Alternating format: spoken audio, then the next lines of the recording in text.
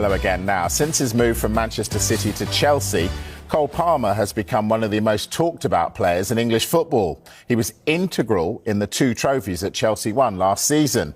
But could he be on his way back to Manchester, to United? Well, today, Liam Rosenior addressed speculation about Palmer's future. I've had numerous conversations with Cole, and he seems very, very happy to be here. He is very, very happy to be here.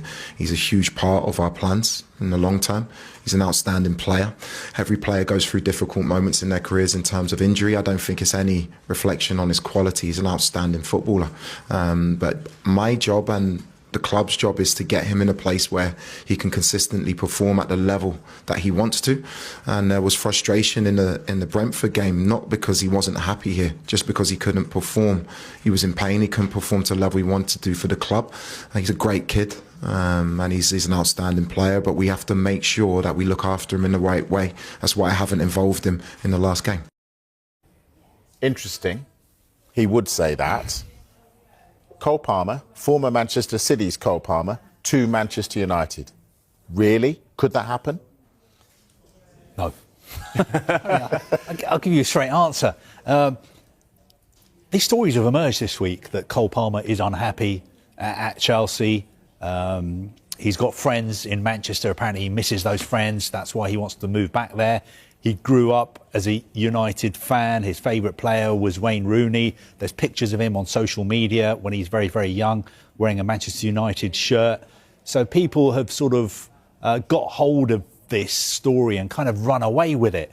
But I think what people are forgetting is that Cole Palmer has a contract at Chelsea until 2033.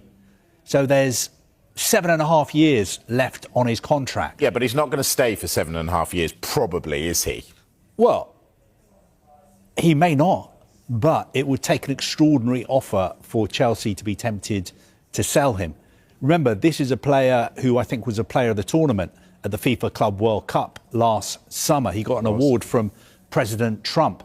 He's had a difficult season because he's had injury problems. He's been out of the side for a while. He's come back in. He's had recurring problems. There was talk that maybe he needed groin surgery. He didn't have that surgery. Chelsea have been trying to manage his injury issues. But the good news is he was back training today, and I think he's likely to play against Crystal Palace on Sunday. So the short answer to your question is I can't see him leaving Chelsea anytime soon.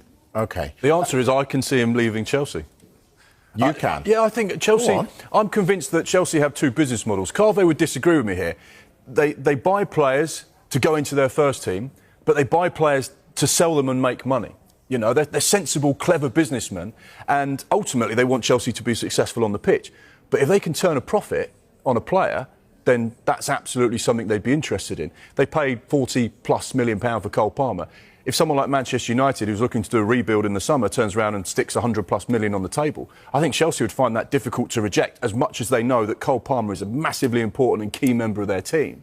I think when the money gets put on the table, that's where the Chelsea ownership would say, OK, let's have a conversation, because their recruitment is so strong. They'd say, well, actually, we feel we can replace Cole Palmer. We've also got loads of really talented youngsters that can also play as a 10 anyway. So I'm intrigued by the Chelsea model and what they achieve with silverware, but how they sell players. And we saw it in the summer, 200, 300 million pounds worth of player sales. They've been very good at generating income to offset the money they spend. Hang on a second. Isn't that the point, though? Mark's hit on it there. Clearlake Capital are a hedge fund company, aren't they? They're in it to make money. Chelsea fans are not going to like to hear it, but they're there to make money. So isn't that the flaw in this project, that the fact is, if someone as good as Cole Palmer and really good offer comes in, he's gone? Well, look, they're a private equity company.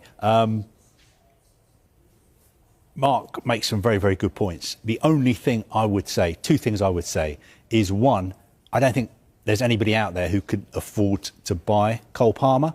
I think to tempt Chelsea to sell Cole Palmer, I think you're talking about 150, 200 million pounds. That's just off the top of my head. The second point I would make is that I don't think Chelsea would ever sell a player of that quality to strengthen their direct rivals. And I think they see Manchester United as a rival for the top 4 places.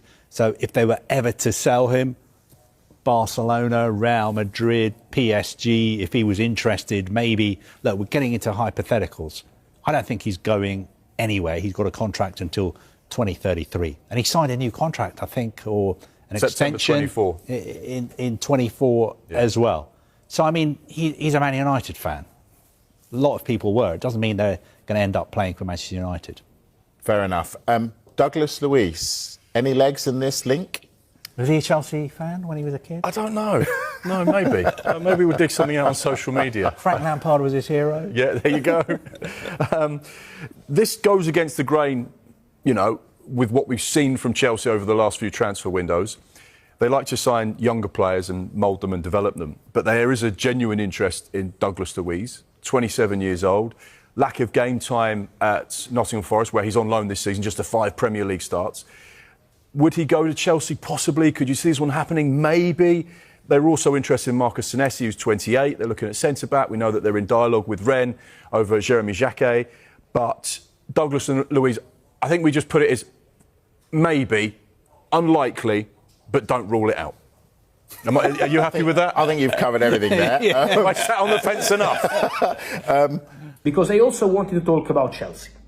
Well, from what I understand, Chelsea made contact with Juventus to ask about Douglas Luiz. So now club to club is starting. Let's see, because it's still an initial conversation between Chelsea and Juventus, but the two clubs are now talking about Douglas Luiz. And today we understand more, because we know Romeo Lavia is injured, but also Dario Essugo, the other midfielder into Chelsea squad, will be out for more than 1 month. That's what Liam Rosignor said in press conference after suffering an injury in training with Chelsea. And so Essugo out, Lavia out, Chelsea have Enzo, Chelsea have Moi Caicedo, Chelsea obviously have Andrei Santos, but to add one more is something they want to do, and Douglas Luiz on a loan deal from Juventus is a concrete possibility.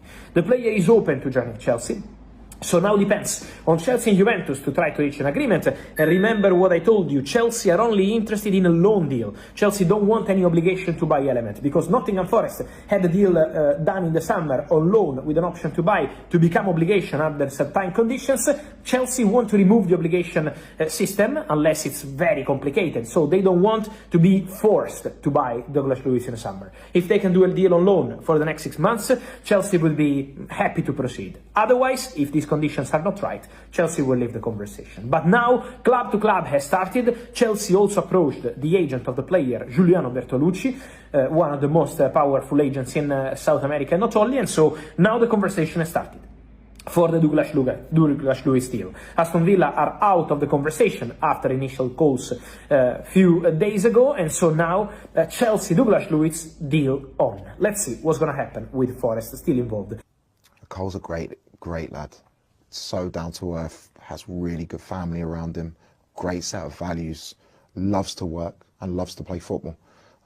My job is to, not just for him, for every player in the squad, your job as a coach is to win games, is to maximise the potential of the players. They maximise their potential, you end up winning games. So not just Cole, but every member of the squad will understand very quickly that they're important to me.